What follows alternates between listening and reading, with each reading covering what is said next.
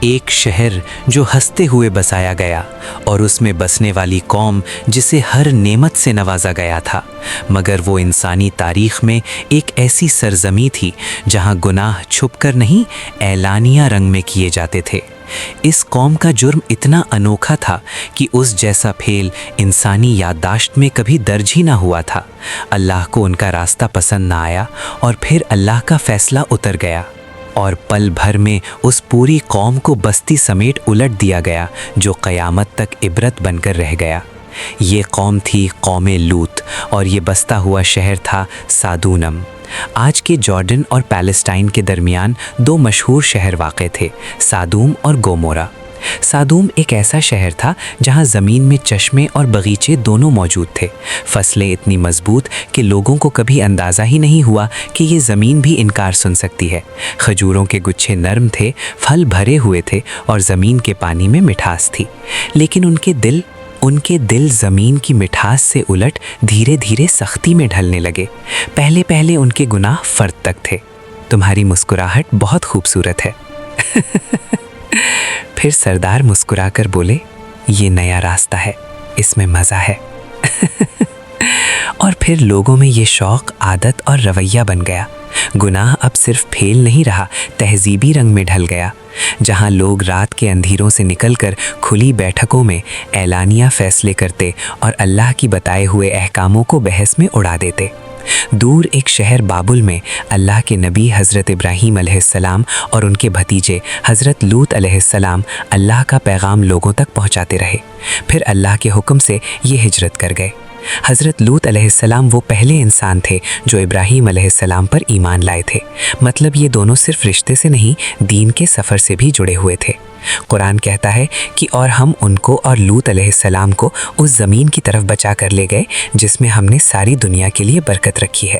اس سے مراد شام کا علاقہ تھا، یعنی ابراہیم علیہ السلام اور لوط علیہ السلام اللہ کی رہنمائی میں شام کے قدیم شہروں میں آئے۔ ابراہیم علیہ السلام خود ایک شہر میں رک گئے اور لوط علیہ السلام کو اللہ نے ایک اور بستی کی طرف بھیج دیا جس کا نام تھا سادوم، جہاں انہیں نبی بنا کر لوگوں کی ہدایت کے لیے مقرر کر دیا۔ جب آپ اس شہر میں داخل ہوئے تو روشنی اور رنگوں سے بھری دنیا کے بیچ ان کے قلب میں عجیب سی کپکپی اتری۔ آنکھوں کے آگے تجارت کے کارواں، اونچے مکان، بازاروں میں عنبر اور ریشم کی خوشبو، کھیتوں میں لہراتی ہریالی، سب کچھ اللہ کی نعمتوں کی گواہی دے رہا تھا۔ مگر جیسے جیسے آپ لوگوں کے بیچ چلے ان کے چہرے سے مسکراہٹ آہستہ آہستہ مٹنے لگی، کیونکہ آپ جو دیکھ رہے تھے وہ ایک نبی کے لیے صرف دکھ کا منظر نہیں، کل ہلا دینے والی سچائی تھی۔ یہ وہ لوگ تھے جنہوں نے اللہ کی دی ہوئی فطرت کو چھوڑ کر اپنی خواہشوں کو اپنا معبود بنا لیا تھا۔ مرد عورتوں سے دور ہو کر مردوں میں ہی مائل ہو گئے تھے، ایسا گناہ جو انسانی تاریخ میں کبھی اس سے پہلے نہیں ہوا تھا۔ قرآن کے مطابق یہ لوگ اس برائی کو صرف چھپ کر نہیں کھلے عام انجام دیتے تھے۔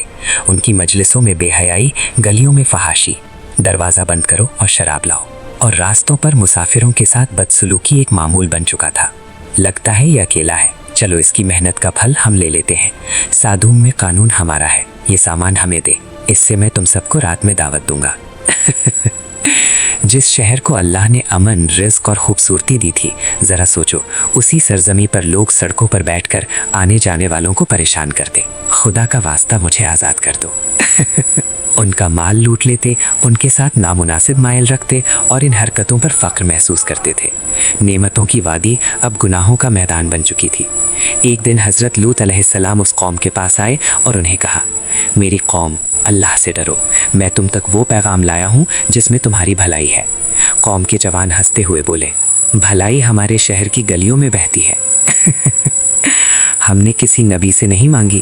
لوط علیہ السلام نے کہا، قوموں کے عروج ایمان سے ہوتے ہیں، دیواروں کی بلندی سے نہیں۔ سردار غصے میں بولے، دیواروں کی بلندی ہم نے اپنے ہاتھ سے بنائی ہے، ایمان کون سی چیز ہوتی ہے؟ لوط علیہ السلام نے نرم لہجے میں کہا، جہاں انسانی فطرت خود رون دی جائے وہاں شہروں کی عمر بھی کم ہو جاتی ہے۔ قوم نے تانا مار کر کہا، لے آؤ وہ عذاب جس سے ڈراتے ہو۔ उन्हें लगता था कि अल्लाह की बात सिर्फ एक गुफ्तगू है, मगर उन्हें क्या पता कि अल्लाह की बात फैसला होती है। एक दिन नहीं, एक माह नहीं, पूरा एक दौर, नस्लों से गुजरने वाला अरसा। लूत अलैहिस्सलाम उन्हीं गलियों, उन्हीं बाज़ारों और उन्हीं लोगों के बीच खड़े होकर हर रोज़ एक ही सदा बुलंद करते रहे, अल्लाह से डरो, ये अमल फितरत के ख़िलाफ़ है, इस रास्ते को छोड़ दो, अल्लाह की रहमत की तरफ लौट आओ। मगर जवाब में वही चेहरे, वही तंज, वही गमंड और कहते, ये जिस्म हमारा है, इस पर हमारा इख्तियार है, हमें कोई नहीं रोक सकता। हज़रत लूत अलैहिस्सलाम के लिए ये सब देखना ज़हनी अज़ियत और रूहानी बोझ बन गया था। आखिरकार आपके क़ल्ब में वही बेबसी उतरी जो हर नबी के इम्तिहान का सबसे भारी लम्हा होता है। आपने अपने रब की तरफ रुजू किया और दुआ के लिए दामन फैलाया, ऐ मेरे रब, इस फासिदी कौम के ख़िलाफ़ मेरी मदद फरमा। और यहाँ से अल्लाह के फ़ैसले की हवा चल पड़ी। एक रोज़ अल्लाह के फ़रिश्ते इंसानी सूरत में हज़रत इब्राहीम अलैहिस्सलाम के पास मेहमान बनकर आए। आप अलैहिस्सलाम ने उन्हें देखकर इज़्ज़त और मुस्कुराहट के साथ इस्तकबाल किया। आपने फ़ौरन अपनी रिवायती मेहमान नवाजी दिखाते हुए फरमाया, थोड़ी देर रुके, मैं आपके लिए कुछ हाजिर करता हूँ।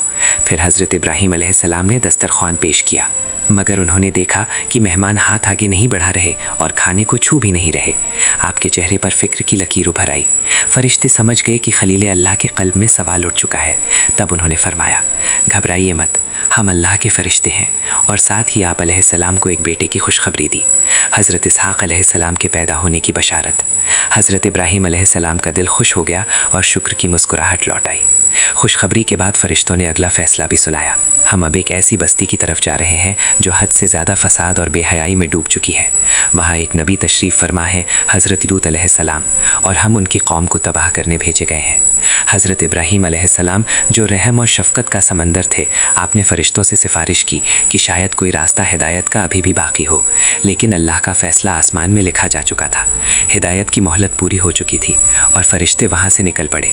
वो हज़रत लूत अलैहिस्सलाम के घर इंसानी शक्ल में और मेहमान बनकर गए। जैसे ही शहर में खबर फैली कि लूत अलैहिस्सलाम के घर मेहमान आए हैं, लूत के घर उसके मेहमान आए हैं, फ़ौरन मेरे साथ आओ। लोग दौड़ते हुए आए। घर, दरवाज़ों पर आवाज़ों के तेज़ाब बरसने लगे। जवान बोले, दरवाज़ा खोलो, मेहमानों का इस्तकबाल हम खुद करेंगे। हज़रत लूत अलैहिस्सलाम ने उन्हें बहुत साफ अल्फाज में रोका, नसीहत की और अल्लाह का खौफ याद दिलाया। आप अलैहिस्सलाम ने फरमाया, यहाँ से चले जाओ और मेरे मेहमानों को तंग मत करो। कौम ने चीख कर कहा, हमें तुम्हारी नसीहत में कोई दिलचस्पी नहीं, उन मेहमानों को बाहर भेजो। और फिर फ़रिश्तों ने अपनी असली शक्ल ज़ाहिर कर दी। उन्होंने हज़रत लूत अलैहिस्सलाम से कहा, घबराए मत, हम अल्लाह के फ़रिश्ते हैं, ये लोग आपका कुछ नहीं बिगाड़ सकते। आप अपनी बीवी को छोड़कर अपने घर वालों को लेकर रात के अंधेरों में यहाँ से निकल जाइए और पीछे मुड़कर बिल्कुल मत देखना, क्योंकि सुबह होते ही हम इस कौम को तबाह कर देंगे।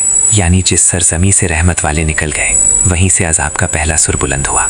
और फिर जब अल्लाह का हुक्म आया, ज़मीन लरज़ने लगी, घर पलटने लगे, सर जाना है, और आसमान से निशानदार पत्थर गिरने लगे। हर पत्थर अपना पता, अपना निशाना, अपना मुजरिम लेकर आया था। कुछ रिवायतों के मुताबिक अल्लाह ने उस बस्ती को ज़मीन के सीने से ऊपर उठा दिया। हर तरफ पत्थर बरस रहे थे। ना महलों की ऊंची छतें उनको बचा सकी, ना सरदार की ताकत काम आई, ना लोगों के माल काम आए। लोग चीख रहे थे, भाग रहे थे, और उनके सारे घमंड और गुनाह हर पत्थर के साथ ज़मीन के नीचे धंस रहे थे। और फिर वो लम्हा आया जब अल्लाह ने पूरे शहर को पलट दिया। हर रास्ता, हर गली, हर मकान उलट गया। शहरों के नाम मिट गए, रास्ते मिट गए और लोग भी मिट गए, मगर वाक़या नहीं मिटा, क्योंकि अल्लाह ने उसे इबरत बनाना था। अगर आपको ये वाक़या समझ आया तो कमेंट्स में लिखो कि आपको कौम लूत से क्या सबक मिला। वीडियो को लाइक करो, चैनल सब्सक्राइब करो और अपने दोस्तों के साथ शेयर करो।